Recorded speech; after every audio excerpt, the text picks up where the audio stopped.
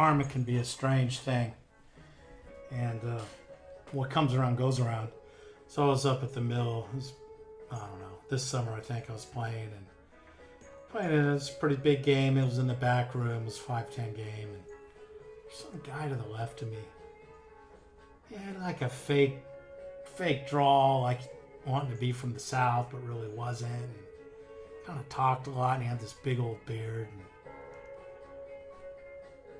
play happened, and the guy stole my blind. It's like $10 blind, right? I said, "Hey man, what are you doing stealing my blind?" He said, "Oh, I didn't steal your blind. I never do anything like that." You know, you start lying about it. So, you know, everybody's sitting there with like $5,000, so, you know, can't prove it. So then there's one hand. The guy actually wins the hand. He doubles up against somebody. A fluke thing happens. The lights go out. 20 minutes later, we get the game going, and this dude with the beard disappeared. So the guy like rolls in, doubles up on somebody. He had like a pair of jacks or something. Won like $500 or something. I don't know. And then he left. So that tells me right there that the guy's a fraud, right? You know, $500 you in a game at Peppermill in Reno, a 5-10 game, and then you're going to leave? You're going to hit and run like that? So anyway, I went up there, my wife and I, Cece, we went up there last weekend. And the first night I sit down, I look to my right, and there's old Jumbo Jim. Same BS. Same fake draw, making stuff up. Yeah, just guys full of crap. What happens a lot of times with these guys who just like sit around and they wait for high pairs or ace king, they talk all the time to make you think they're involved. And they're playing like 3 hands an hour. But they talk a lot.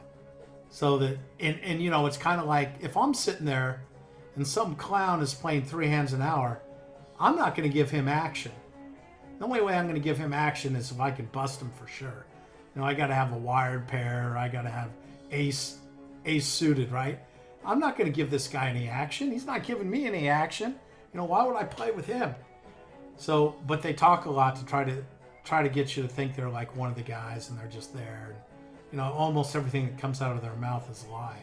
So anyway, old Jumbo Jim got in a hand, and he had to give a speech when he was done.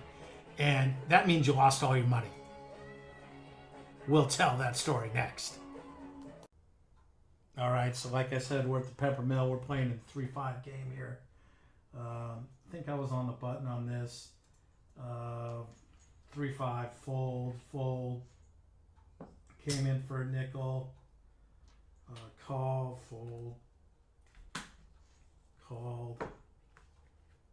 Fold. Here's Jumbo Jim. Liked his hand, made it 30. This guy here to the right of me, he felt like gambling on this hand. And he went ahead and called. I didn't have anything, I mucked.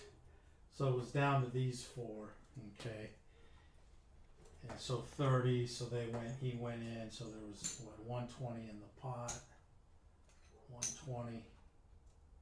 I think he went in, 120, okay. All right, so the flop came, 120, and the flop comes diamond, king. All right, so check to the razor. This is Jumbo Jim, the guy with the fake accent. He made it 110. Let me grab something here. He made it 110. And old Jumbo Jim, they call them Frisbees, and they're actually orange. And old Jumbo Jim had been throwing the Frisbee around all night. It's $1,000. Old Jumbo had his Frisbee there. This guy on this hand felt like gambling. So he went in with Jumbo. Okay, these two guys mucked.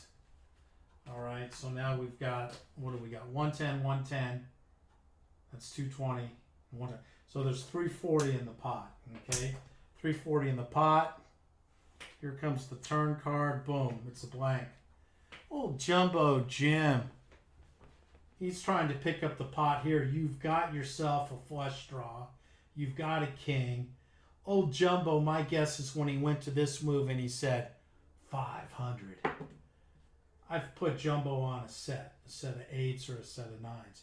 This guy right here, he felt like gambling. He went ahead and called the Jumbo. Okay. And he went ahead and called.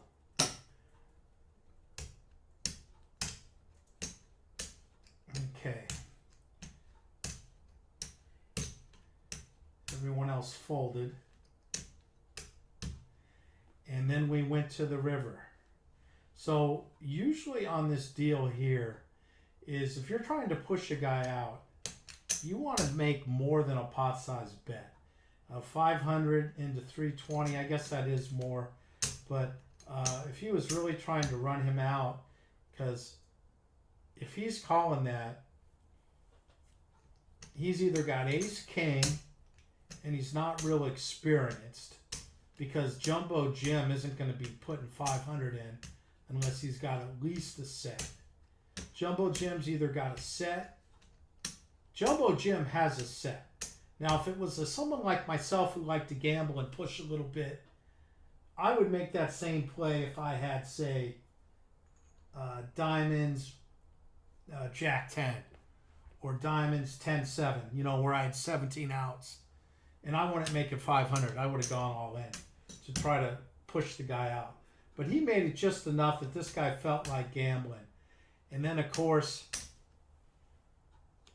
bet came, boom. It was a diamond. Not only a diamond, but it could have also made a straight. Of course, Jumbo Jim, being the hero that he was, he then went all in when he didn't have the best hand. This guy called right away. Jumbo had himself a set of eights. And the guy who, he made a loose call. He had top pair with Jack kicker, you know, which isn't great. But he had 9 outs. Okay, and he didn't know. He thought, you know, he probably thought his king might have been good. But another king, he probably thought he would have been good, or a jack. So you figure there's 2, there's 3, there's 14 outs. 14 outs, that puts him at 20, 14 ounces at 28%. Yeah, it's kind of a loose call, but, you know, I've seen a lot worse calls. But the funny thing about this is Jumbo Jim, who had been there, he said, since 7 a.m. in the morning, and this was near midnight, he gave the lecture. And when someone gives a lecture, that means they just lost a lot of their money. And Jumbo Jim lost all his money. He had to go back to the cabin, probably lost a Social Security check, was going on and on about how the dude was 18% and how he should have, you know, he should have let the hand go and he shouldn't have done this and that. And it's like, bro, the guy was 18%. You were 5.5 to 1. Hey, that's poker. That's what happens. You know, guys with the worst hands sometimes draw out. It happens all the time. And if you're not prepared for that, well, you should probably find another game, Jumbo Jim. Bottom line, it's a tough game, this no limit. And it's what I'm always talking. I say, hey, you got to have some money to play. You got to be able to lose. I mean, none of us like losing, but, you know, it's not going to work if it's going to devastate you. You know, when you catch a bad beat, you know, Jim caught a bad beat. That's just how it goes. You know, the video I did before, the warrior, the self-proclaimed warrior with the tattoos, 125-pound, 5-foot-inch guy, you know, talking about how tough he is. Hey, he caught a, you know, we call it the cooler. You know, it happens. You just got to be able to rebound. Got to be able to keep your head about you. And hey, you know, the bottom line, there's nothing like no limit. It's just the exhilaration is unbelievable, and to walk out of there with a win, you know, it's a great feeling. So anyway, if you like the video, hit the like button, the thumbs up button, and you know, we got lessons, we got classes, we got all kinds of stuff going on. Hope to hear from you in the future, and have a great night. And we'll see you soon. Thumbs up.